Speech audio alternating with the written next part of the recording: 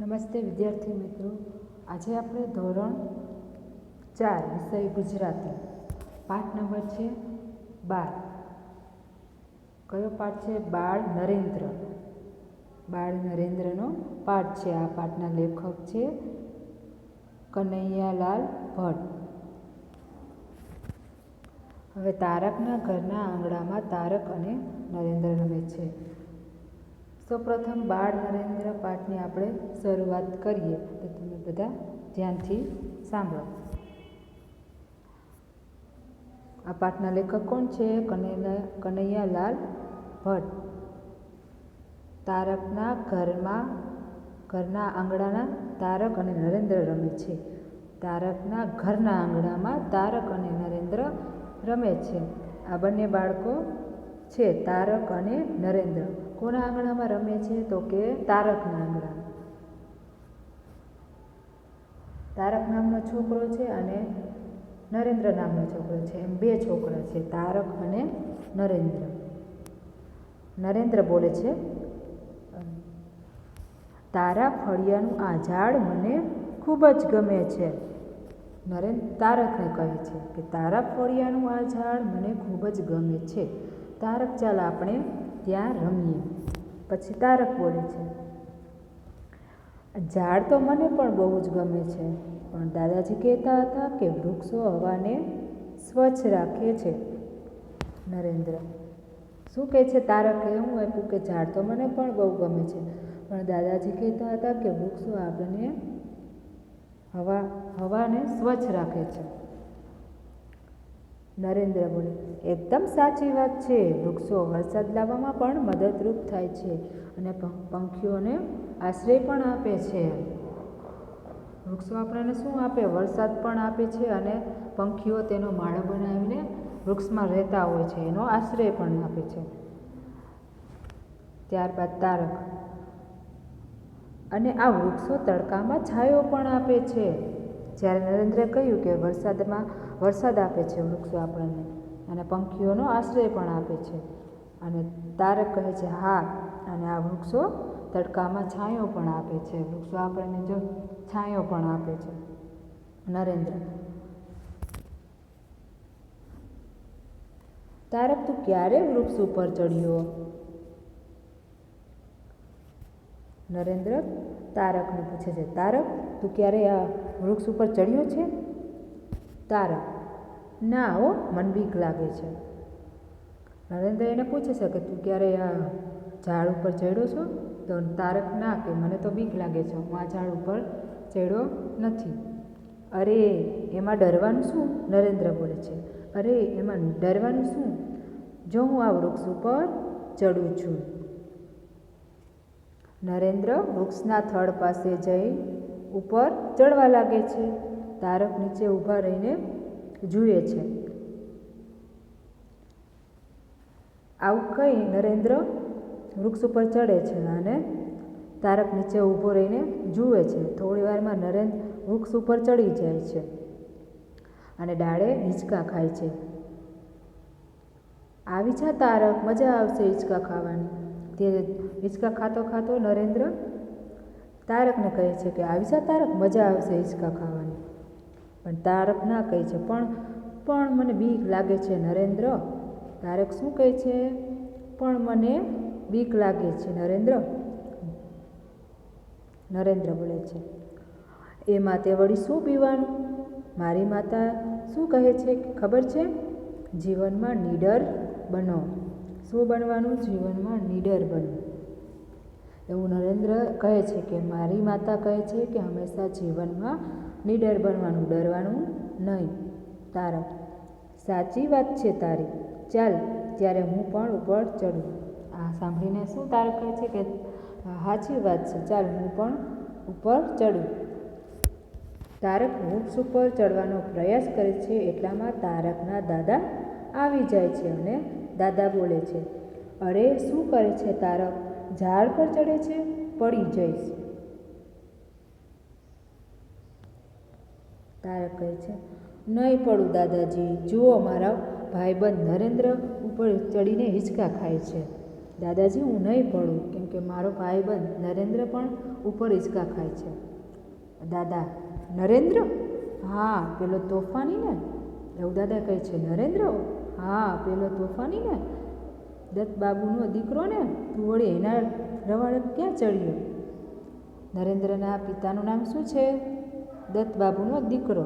તું વળી એના રવાડે ક્યાં ચડ્યો? એવું દાદાજી તારકને કહે છે. એ તો વડના વાંદરા ઉતારે છે એવો છે. અને એ છોકરો નીચે ઉતર. નરેન્દ્ર ડાળે લટકીને હળવેથી નીચે ભૂસકો મારે છે, એટલે નીચે કૂદકો મારે છે. દાદાજી એને કહે છે, એ નરેન્દ્ર નીચે ઉતર. નરેન્દ્ર: દાદાજી પ્રણામ. નરેન્દ્ર દાદાજીને નમસ્કાર કરે છે. દાદા: સુખી રહે દીકરા, પણ તું ઝાડ ઉપર કેમ ચડ્યો હતો? નરેન્દ્ર: દાદાજી, ઝાડ ઉપર ચડી એની ડાળ પર હિંચકા ખાવાની મજા આવે એટલે.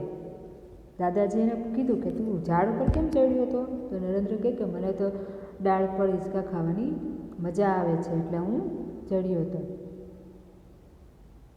દાદા: સારું, પણ હવે ન ચડતો.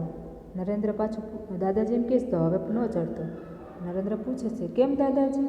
પાછા દાદાજી બોલે, જો આ ઝાડ ઉપર રાક્ષસ રહે છે અને તે નાના છોકરાઓને ખૂબ જ હેરાન કરે છે, સમજ્યો? હવેથી આ ઝાડ ઉપર ન ચડતો. જાઓ બીજે ક્યાંક રમો. એવું જ દાદાજી આ બંને બાળકોને કહે છે કે હવે તમે જાઓ બીજે રમો. ત્યારે નરેન્દ્ર બોલે છે, પણ દાદાજી તમે અત્યારે કઈ બાજુ જવા નીકળ્યા છો? આ હાથમાં પુસ્તક શેનું છે? નરેન્દ્ર દાદાજીને પૂછે છે, તમે દાદાજી કઈ બાજુ જાઓ છો? તમે આના હાથમાં પુસ્તક શાનું છે? અરે શિવ શિવ શિવ, આ તમારી વાતોમાં મારે મંદિર જવાનું મોડું થઈ છે. દાદાજી એમ કહે છે કે આ તમારી વાતોમાં મારે મંદિર જવાનું મોડું થાય છે. નરેન્દ્ર: દાદાજી અત્યારે મંદિરે? હા, સવારે અને સાંજે મંદિરે જઈશ. ઈશ્વર સ્મરણ કરવું જોઈએ, સમજ્યો? દાદાજી જાય છે. નરેન્દ્ર ફરી વૃક્ષ ઉપર ચડવા લાગે છે. તારક મૂંઝાય છે. દાદાજી મંદિર જાય છે અને તેના પછી નરેન્દ્ર ફરીથી વૃક્ષ ઉપર ચડવા લાગે છે અને તારક મૂંઝાઈ જાય છે. તારક: અરે નરેન્દ્ર, તું ફરીથી ઝાડ ઉપર ચડે છે? હા, એમાં શું વાંધો? તારક બોલે, પણ દાદાજી તો કહેતા હતા કે ઝાડ ઉપર રાક્ષસ રહે છે અને રાક્ષસની પણ બીક નથી તને? અરે તારક, દાદાજી તો આપણને ઝાડ ઉપર ન ચડીએ એટલે કહેતા હતા, બાકી ઝાડ ઉપર તો કંઈ રાક્ષસ રહેતો હશે? નરેન્દ્ર કહે છે કે આપણે ઝાડ ઉપર ન ચડીને એટલે દાદાજીએ આપણને એવું કીધું કે ત્યાં રાક્ષસ રહે છે, પણ ઝાડ ઉપર ક્યાંય રાક્ષસ રહેતા હશે? નરેન્દ્ર ઝાડ પર ચડી ડાળ પર હિંચકા ખાય છે. થોડીવાર તારક પણ થડ પકડીને ઝાડ પર ચડી હિંચકા ખાય છે. બે મિત્રો ગાય છે. બે ઝાડ ઉપર ચડી ગયા અને હિંચકા ખાય છે અને ગીત ગાય છે. જ્વાળ: અમે ના ડરીએ કોઈ આફતથી, વન વૃક્ષોમાં રહીએ રે, રંગબેરંગી ફૂલો થઈને ડાળ ડાળ પર ઝૂલીએ રે. એમ બંને મિત્રો ગાય છે, તારક અને નરેન્દ્ર.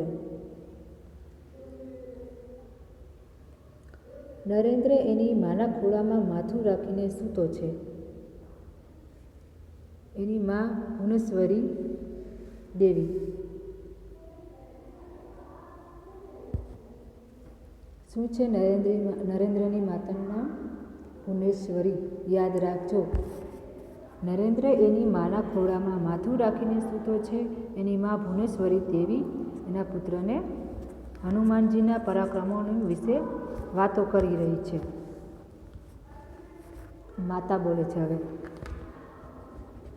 અને પછી હનુમાનજીની આખો પર્વત હાથમાં ઉપાડી આકાશમાં ઉડ્યા. હનુમાનના પરાક્રમોની વાતો માતા ભુવનેશ્વરી એના પુત્ર નરેન્દ્રને કહે છે. અને પછી હનુમાનજી આખો પર્વત હાથમાં ઉપાડીને આકાશમાં ઉડ્યા. નરેન્દ્ર: માતા, હનુમાનજી આકાશમાં ઉડી શકતા હતા? હા બેટા, હનુમાનજી વાયુપુત્ર હોવાથી આકાશમાં ઉડી શકતા હતા અને ખૂબ જ બળવાન પણ હતા. નરેન્દ્ર: માતા, આ હનુમાન દાદા ક્યાં રહેતા હોય છે? માતા: હનુમાન દાદાને કેળા બહુ ભાવે એટલે કે કેળાની વાડીમાં રહે બેટા. ચાલ હવે તું સૂઈ જા, સવારે વહેલા ઉઠીને શાળાએ જવાનું છે. નરેન્દ્ર આંખો બંધ કરે છે અને માતા નરેન્દ્રની પીઠ પર હાથ પસવારે છે. તેને ઊંઘ આવતી નથી. કોને ઊંઘ નથી આવતી? નરેન્દ્રને. મનમાં હનુમાનજીને યાદ કરે છે. તે મનમાં હનુમાનજીને યાદ કરે છે. હનુમાનજીને મળવાનો મનોમન સંકલ્પ કરીને તે સૂઈ જાય છે. એ મનમાં એવું વિચારે છે, એવો સંકલ્પ લે છે કે મારે હનુમાનજીને મળવું છે. બીજે દિવસે સવારે નરેન્દ્રના ઘરમાં નથી. તે કેળાની વાડીમાં બેઠો છે. ક્યાં બેઠો છે? કેળાની વાડીએ જાય છે અને ત્યાં બેઠો છે નરેન્દ્ર. આ હનુમાનજી હજી ના આવ્યા તો હું તો ક્યારનો એમની રાહ જોઉં છું. જો હનુમાન દાદા નહીં આવે ને તો હું એમની સાથે કીટા જ કરી નાખીશ. માતા પ્રવેશે છે એટલે કે ત્યાં આવે છે. અરે બેટા, તું અહીં છે? મેં તો તને કેટલોય શોધ્યો. અને આ હાથમાં આટલા બધા કેળા કોના માટે છે? નરેન્દ્ર: માતા, હું હનુમાન દાદાના દર્શન કરવા આવ્યો છું. આ કેળા એમના માટે જ છે. એમને ખૂબ જ ભાવે છે ને. તે કહ્યું હતું ને કે દાદાને કેળાની વાડીમાં રહે છે, પણ હનુમાન દાદા તો ના આવ્યા. માતા નરેન્દ્રના માથે હાથ દઈને: એ તો બેટા, હનુમાન દાદાને રામજીએ કોઈ કામ સોંપ્યું હશે એટલે ના આવ્યા હોય. એવું કહે છે કે તેમને રામજીએ હનુમાનજીને કામ આપ્યું હશે એટલે નહીં આવ્યા હોય. તું બેટા દાદાનો ખરો ભક્ત નીકળ્યો. ચાલ ઘેરે જઈએ. આજે હું તને વીર અભિમન્યુની વાર્તા સંભળાવીશ. નરેન્દ્ર માતાની આંગળી પકડીને જાય છે. ચાલ માતા. ફળિયામાં 3-4 છોકરાઓ રમત રમે છે. થોડી વારે નરેન્દ્ર પ્રવેશે છે. નરેન્દ્ર: ચાલો ભેરુઓ, આજે એક નવી રમત રમીએ.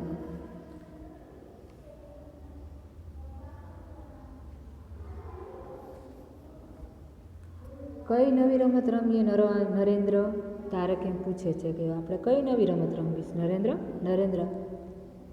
ધ્યાનની રમત. આપણા ઋષિમુનિઓ નિયમિત ધ્યાનમાં બેસતા.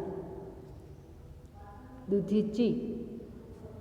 ધ્યાનમાં બેસવાથી શા લાભ થાય? એક એનો મિત્ર છે દધીચી.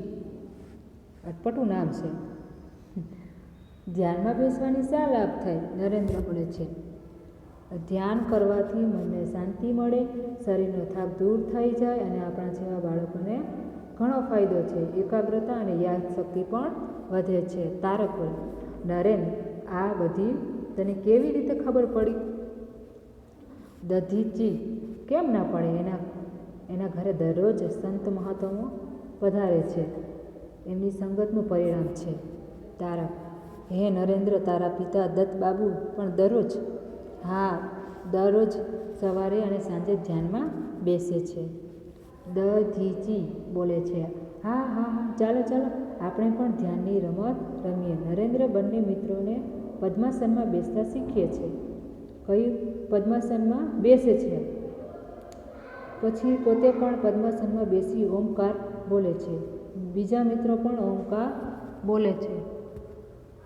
ત્યાં એકાએક બૂમ સંભળાય છે: ભાગો ભાગો, સાપ આવ્યો, સાપ. એ બધા ધ્યાનમાં બેસે છે. પદ્માસનમાં બેસી ઓમકાર બોલે છે. ત્યાંથી એક બાજુ એને અવાજ સંભળાય છે કે ભાગો ભાગો, સાપ આવ્યો. ત્યારે આંખ ખોલીને જુએ છે. ઓ બાપા રે, સાપ આવ્યો, ભાગો. દધીચી છે ને, એ આંખ ખોલીને જુએ છે. ઓ બાપા રે, સાપ આવ્યો, ભાગો. તારક ઊભો થઈને: અરે નરેન્દ્ર, ભાગ જલ્દી, સાપ નીકળ્યો છે. ચાલ જલ્દી દૂર થઈ જતા રહીએ. નરેન્દ્ર ધ્યાનમાં બેસી રહે છે. નરેન્દ્ર ઊભો થતો નથી. તે તો તેને ધ્યાનમાં જ બેઠો છે. દધીચી બોલે: અરે નરેન્દ્ર, સાંભળે છે કે નહીં? સાપ નીકળ્યો છે. તારક: ભાગ જલ્દી, ચાલ અમે જઈએ છીએ. નરેન્દ્ર હજુ ધ્યાનમાં જ છે. બધા છોકરાઓ ભાગી જાય છે. કોલાહલ શાંત થઈ જાય છે. ધીમે ધીમે મિત્રો પણ પાછા નરેન્દ્ર પાસે આવે છે. તારક: અરે નરેન્દ્ર, તું તો ખરો છે હો. કેમ, શું થયું? નરેન્દ્ર: તને આ અમારી એકેય બૂમ સંભળાણી નહીં? ના, મને તો કશી જ ખબર નથી. તારક: ખરેખર નરેન્દ્ર, તને કશી જ ખબર ન હતી. આ બધા ધ્યાનમાં બેઠા હતા, પણ નરેન્દ્ર ધ્યાનમાં બેઠો તો એટલે એને કંઈ ખબર પડી નહીં કે આજુબાજુનો કોઈ અવાજ એને સંભળાણો નહીં. હા, હું તો ધ્યાનમાં હતો. નરેન્દ્ર કે મને કંઈ ખબર નથી, મને કોઈ અવાજ સંભળાણો નથી, હું તો ધ્યાનમાં જ હતો. દધીચી, જો ભાઈ, તારી આ ધ્યાનની રમતો જોખમી છે હો. તારક, ના એવું નથી દીદીજી, આપણે માત્ર આંખો જ બંધ કરી હતી, આપણું મન તો. એમાં શું કે છે તારક કે એવું નથી, નરેન્દ્રનો તો આંખો બંધ હતી અને એ ધ્યાનમાં હતો, એનું મન પણ શાંત. તારક, મને તો લાગે છે કે આપણો નરેન્દ્ર ભવિષ્યમાં જરૂર મહાન વ્યક્તિ બનશે. નરેન્દ્ર બીજા તરફ સ્મિત કરે છે અને એની માતા ત્યાં પ્રવેશે છે. માતા, નરેન્દ્ર, ઓ બેટા નરેન્દ્ર. નરેન્દ્ર ઊભો થઈને, હા માતા. માતા, ચાલ ઘરે, આજે આપણે ઘર ઠાકુર પધારવાના છે, તારે એમને એકાદ ભજન સંભળાવવાનું છે. માતા કહે છે કે આપણા ઘરે ઠાકુર આવવાના છે, તારે એને ભજન પણ સંભળાવવાનું છે. નરેન્દ્ર, હા માતા. પછી એના મિત્રોને કહે છે કે આવજો મિત્રો, અને બધા જાય છે. પડદો પડે છે. શબ્દ સમજૂતી જુઓ. નીડર એટલે ડરે નહીં તેવું બહાદુર. પદ્માસન એટલે ડાબો પગ જમણા સાથળ પર અને જમણો પગ ડાબા સાથળ પર ચડાવીને બેસવું. ઓમકાર એટલે ઓમ એવો ઉચ્ચાર. સંગત એટલે સોબત, સાથે જવું તે. ઠાકુરજી એટલે સ્વામી રામકૃષ્ણ પરમહંસ, તેઓ સ્વામી વિવેકાનંદના ગુરુ હતા. આ નરેન્દ્ર કોણ છે? આપણને સ્વામી વિવેકાનંદ છે. અને એમના ગુરુ કોણ હતા? સ્વામી રામકૃષ્ણ પરમહંસ. તો આપણા કાઠ નરેન્દ્ર કાઠ છે એ કોની વાત છે? સ્વામી વિવેકાનંદની વાત છે. ચાલો બધા ધ્યાનથી આ પાઠને સમજજો.